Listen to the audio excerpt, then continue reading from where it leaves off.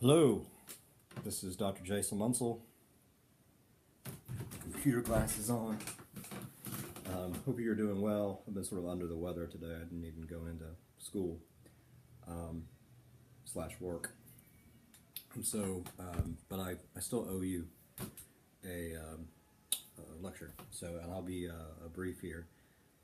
There are a few things that I need to remind you of. First,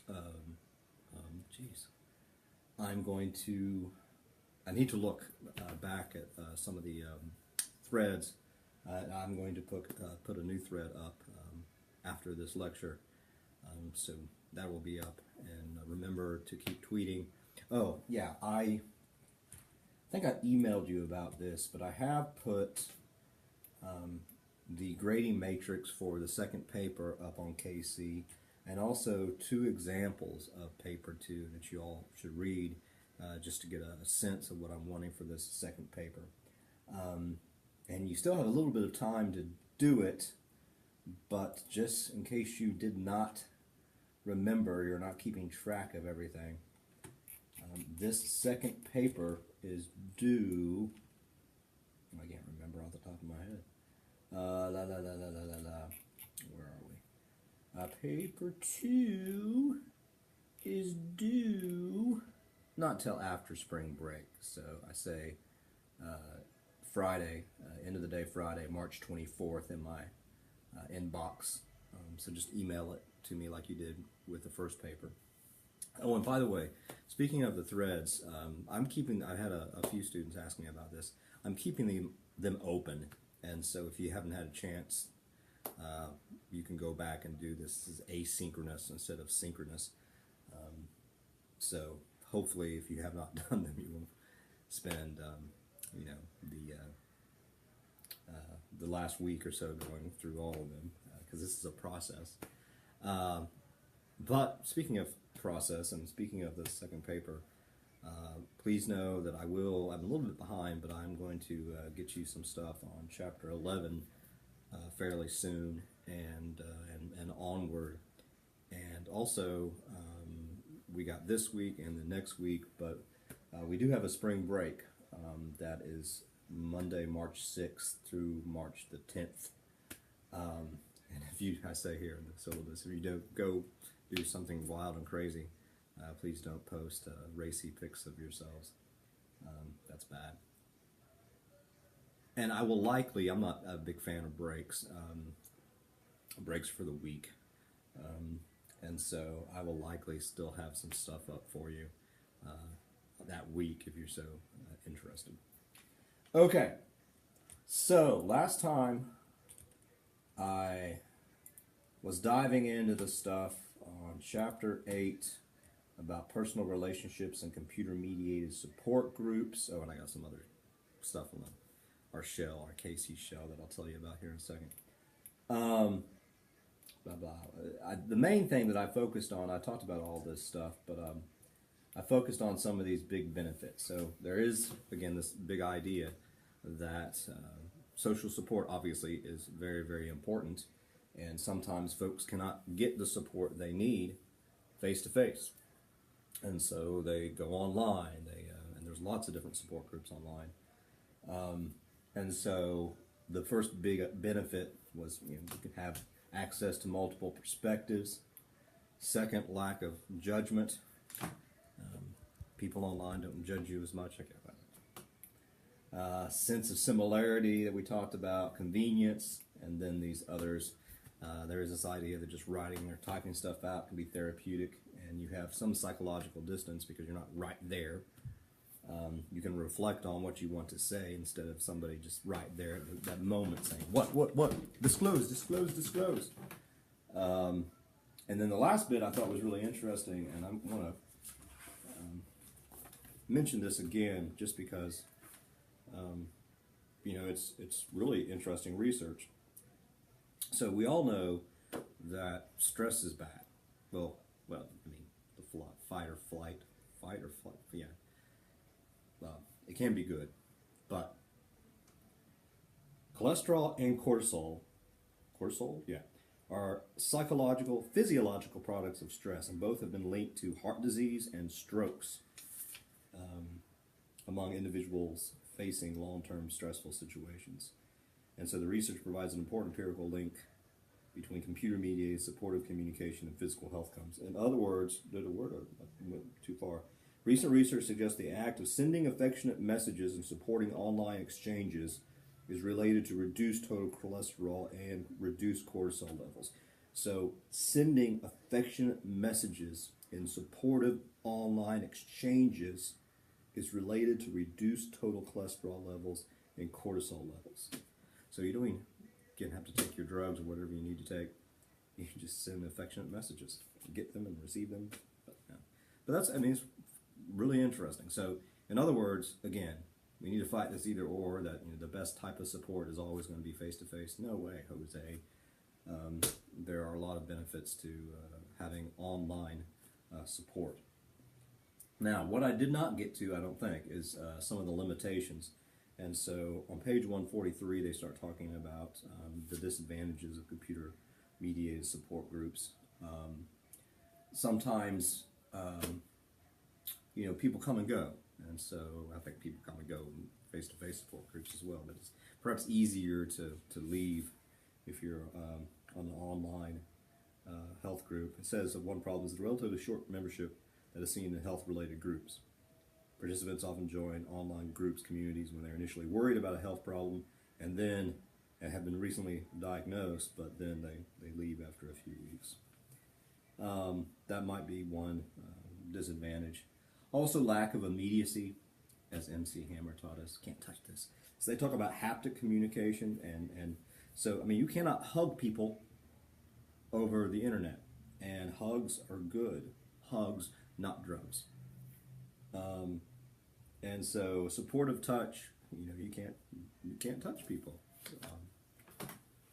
Reach out and touch someone. Remember that? AT&T. Okay, so that's a disadvantage. And there's also issues of antisocial behavior, which is also face-to-face. But again, there's something about CMC, the disembodiment, the potential anonymity, which are just not there. And so people feel a little bit more comfortable being antisocial. It is much easier to be disruptive online since a person is in a little danger of physical retaliation from other members. You are a stupid head. Meanie. And then it talks just about, the medium may facilitate deceptive practices. Anonymity associated with online support groups make it difficult to assess who is really communicating with. But again, one of the things that I mentioned previously is that might be helpful. And one thing they didn't talk about, but you have to be very, very careful. Yes, there's lots of benefits, but sometimes you can get really, really stupid advice. I see a lot of stupid things online generally about health stuff. I see people in all these groups, peddling products. Here, drink this, and you will be cured of everything. The fountain of youth, bottled in a delicious Hardy's cup. Iced tea. So you always have to be wary of some of that stuff, and I'll say more about that later. The next section is just about stress, even though they already talked about stress, but stress and some of the advantages of social support. So basically, there's lots of research, obviously, that it's really science-y, positive, negative relationships. You can sort of read that. But basically, social support is good, and it can reduce stress, right? So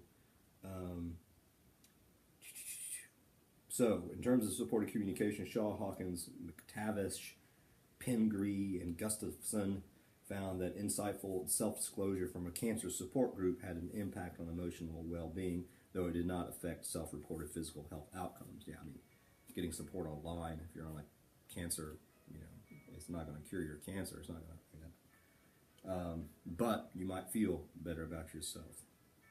Emotional well-being. So yeah, we all know that stress and all that type of stuff is problematic. So basically, it says social support tends to reduce stress, enhance people's psychological well-being, and may lead to positive health outcomes. So we see that in various cancer groups, and also, well, stress studies itself was in the middle of page 144. Just basically says stress is bad. Prolonged exposure to stress has been found to impair immune system response, increase risk for hypertension, heart disease, and stroke, as well as lead to increases in depression, tension, and nervousness. So they talk about issues of the buffering model, which I think is pretty interesting. Posits, I love that, how they write. Buffering model of social support posits is an individual social network helps to shield or reduce the amount of stress he or she may experience when encountering both a major crisis and everyday source of stress. So, yeah. So, your social support network helps you to reduce stress. Okay, there. And then there's the main, the social capital and other resources associated with one support network can help buffer or offset stressors. So the more social capital you have, perhaps the might have reduced stress. You can talk to friends, blah, blah, blah, blah, blah, reduce stress. Or random people online. Then they have the main effects model. They say there is a direct relationship between social support and health outcomes. Positive interactions with one support network and everyday relationships appear to elevate a person's mood, reduce stress, and make people more resilient to stressful situations. So, yeah, that's good. But again, the point being that sometimes we cannot get that social support face-to-face, and so CMC now becomes a really good option in that situation. And then there's just a whole bunch of studies and other benefits. All this meta-analysis. You know what a meta-analysis is? It's analysis of analyses. It's meta. So it sort of pools all these studies together. And so there was some sort of meta-analysis done by somebody. Ooh, the Mayo person is here. Owen, Klapow, Roth, Schuster, and Bellis found that participation within an online support group for cancer patients predicted higher quality of life and reduced stress. Okay. More recently, well, this moves to the weak tie stuff that I'll talk about in a second, but in addition, a recent meta-analysis of 28 computer-mediated support group studies, Raines and Young, found that across studies, participation in computer-mediated social support groups led to increased social support, decreased depression, increased quality of life, and increased self-efficacy in terms of managing health conditions. Awesome. So basically, the research out there says that participation in computer-mediated social support groups, even as there are limitations and disadvantages, it'd be good. Okay, so then the book moves into the chapter here moves to theoretical approaches to computer-mediated social support, and there's all these different ties. There's all these different theories. The first one is about ties, social support, and weak tie network preference. Those are ties. I don't know if they're weak or not. They look pretty cool to me. Okay, theory of weak ties, which has nothing to do with these ties. So basically, CMC gives us greater access to weak ties, and that can be good. And weak ties, as it's sort of, are ties that are not strong. It's amazing how that works. So it boils down to this, right? Sometimes we all have problems, sometimes. And sometimes it is difficult to talk about our problems with people that we know very, very well. Sometimes it's just easier to talk to somebody you don't know very well. Sometimes, it's nice to unload on a stranger. And that's generally the weak tie theory. that there are advantages of getting social support um, from um, from people we don't know